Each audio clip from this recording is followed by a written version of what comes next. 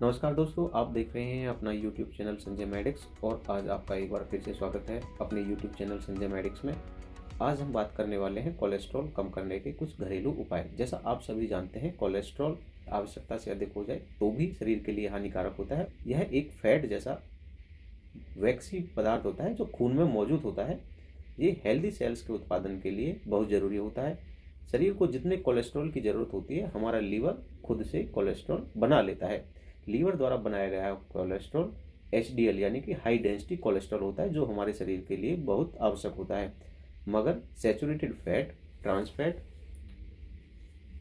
से भरपूर खाना खाने से हमारे शरीर में LDL यानी कि लो डेंसिटी कोलेस्ट्रॉल बनने लगता है, जो हमारे ब्लड में पहुंचकर ब्लड वेसल्स में जम जाता है और हार्ट अटैक और स्ट्रोक का खतरा पैदा करता है। लो डेंसिटी कोलेस्ट्रॉल को निकालने का काम भी लीवर ही करता है, लेकिन जब लीवर ढंग से काम करना बंद कर देता है या फिर लीवर वीक हो जाता है तो लो डेंसिटी कोलेस्ट्रॉल हमारे शरीर में बढ़ने लगता है।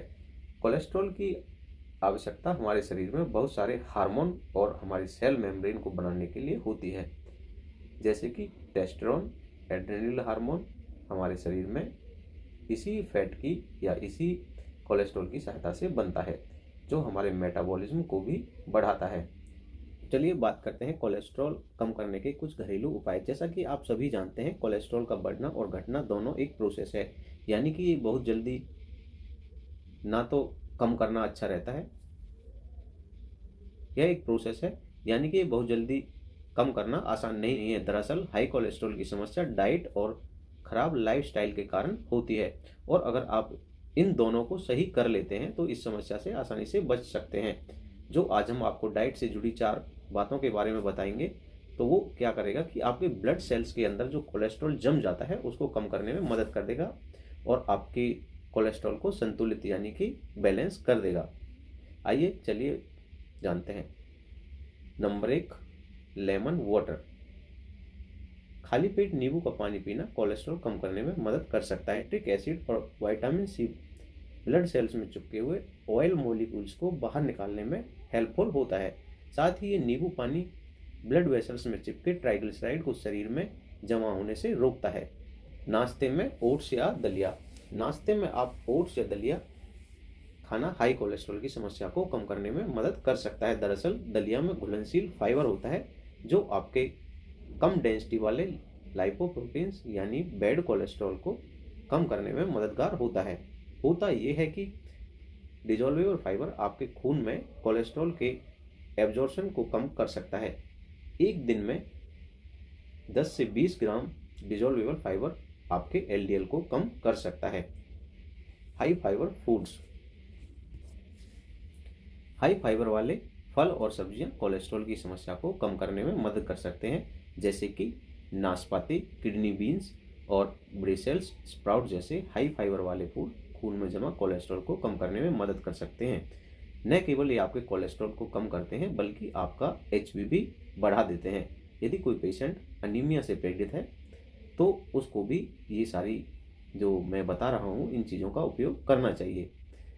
Green tea. ग्रीन टी में कैटेचिन समेत कई अन्य एंटीऑक्सीडेंट होते हैं, जो शरीर में बैड कोलेस्ट्रॉल की मात्रा घटाने में और शरीर के टोटल कोलेस्ट्रॉल लेवल को ठीक रखते हैं। इसके अलावा कैफीन आपके शरीर में HDL लेवल बढ़ाने में मददगार हो सकती है।